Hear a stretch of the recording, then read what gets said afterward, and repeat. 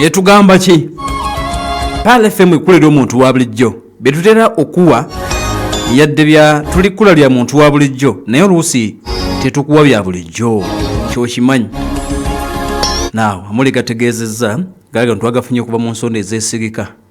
Ne gatugamba nti Kawempe ye kibadde kigenda mu maaso. Abamu ku bakandidate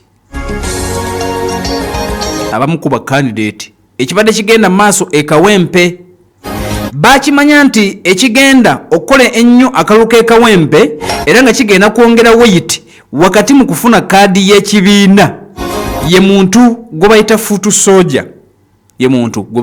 soja. Nti bakandidate abamu ku bakandidate of course si bonna bamanya nti omuntu atalina bafuutu soja ku sayidi ye kiyinza omubeerera ekizibu okufuna kaadi y'ekibiina kya National Unity Platform. Era nga bwenze mbagamba nti okusinziira ku biriwo ku mulundi guno ekibiina kya National Unity Platform ensonga y'abafuutu soja era bikanga egenda kuba yakumwanjo nnyo okuweesa kaadi oba okugikuma.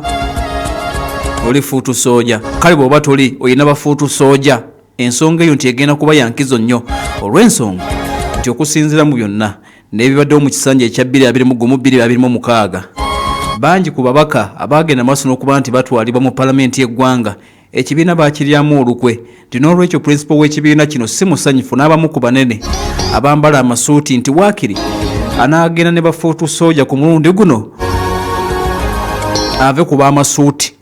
Kakati nti ensonga ya fuutu soja yakumwanjo nnyo genda kuba yakumwanjo nnyo bagenda bawuliriza nnyo kwani agenda okuweebwa kaadi. Kakati nti mulwesi y'Ekawempe okusinza ku nswera ey'okukisenge mulwesi ey'Ekawempe abamu ku bo bakimanya nti kaadi egenda kusinzira nnyo ku fuutu soja.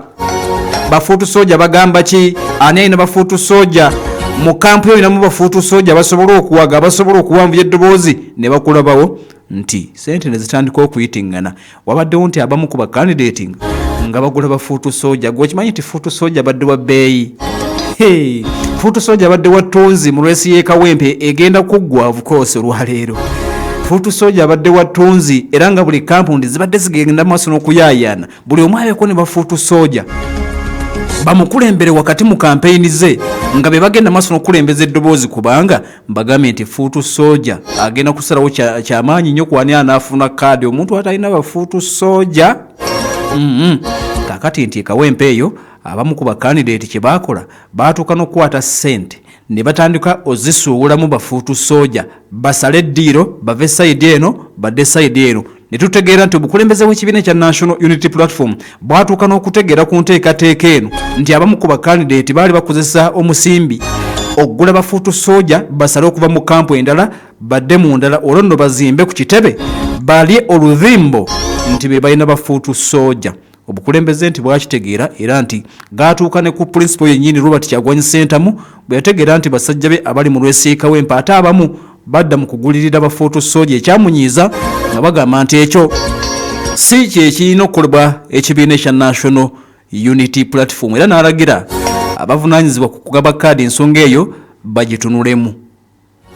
Wabaddewo okugula bafuutu soja okusala eddiiro okuva mu kampu emu okugenda ku ndala ekibadde ekiruubirirwa ekikulu bantu kweraga nti balina bafuutu soja mu kampu zaabwe nswera. Kakati era mwebyo twayongedde okulabika nti tuloba of course okuva ku ground njuyi ez'enjawulo ne batulaga nti ate abamu ku bakandidate baatuuse n'okwagala okukozesa eno lwesi y'Ekawempe abamu ku bakandidate nti baatuuse n'okwagala okukozesa kampu ez'abannaddiini.